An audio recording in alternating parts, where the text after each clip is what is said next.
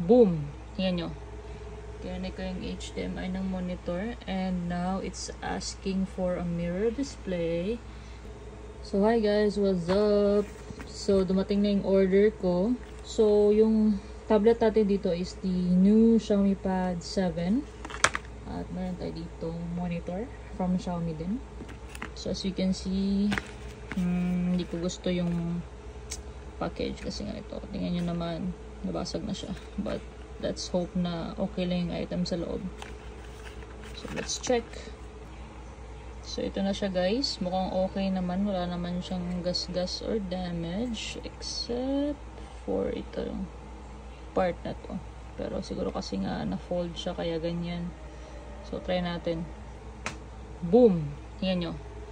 Kaya ko yung HDMI ng monitor. And now, it's asking for a mirror display. So, let's mirror it. And wow! Wow, it's working! Hold on, let's try my mouse.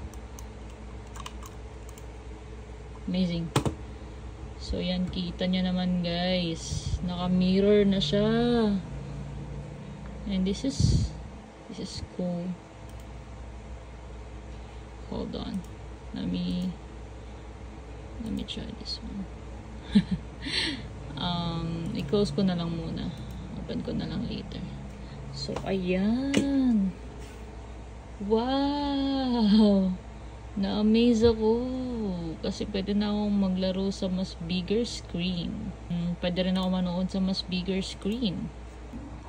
Ayan, diba? Wow, astig.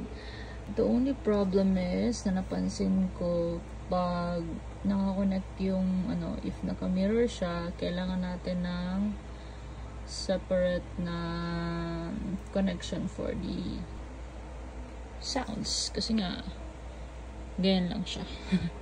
Hindi siya tumutunog. And, wow. Astig. Wow. Diba? Pwede na akong mag-check ng chart ngayon dito. Mas malaki. Ayan, kitang-kita ko na talaga siya. Though, malaki rin naman yung nasa tablet. Kung gusto lang ninyo ng mas malaking screen, you can use your monitor if meron kayong monitor. So, astig siya para sa akin. Lalo na kapag may controller na siguro ako. Siguro, dito na ako titingin madalas sa monitor. Kasi mas malaki. Playing Mobile Legends. And spreadsheet stuff. Mga ganun. So, astig. Yeah. So, thank you. Xiaomi Pad. Thank you, Xiaomi. So, guys, kung gusto nyo bumili nitong adapter, lagay ko na lang yung link.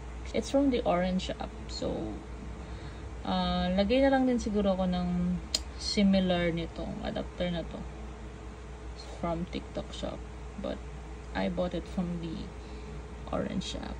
Check nyo na lang yung profile ko. Yeah. Bye.